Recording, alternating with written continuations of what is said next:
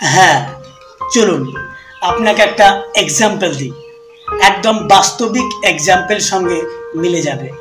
দেখুন, এই দরজাটাকে ফলো করুন। আপনাকে যদি বলা হয় এই দরজাটাকে আপনি কাটবেন না, আপনি এই দরজাটাকে ছাড়বেন না, তবুও আপনাকে এই দরজাটা ছোট করে দেখাতে হবে, তাহলে আপনি কি করবেন? ভাবুন, করতে পারবেন? হ্যাঁ, একদম সিম্পল। আপনাকে এই দরজাটার পাশে একটা বড় দরজা লাগিয়ে দিতে হবে। হ্যাঁ, আপনি যদি এই দরজাটার পাশে একটা বড় দরজা লাগিয়ে দেন, তাহলে এই দরজাটা অটোমেটিক ছোট হয়ে যাবে।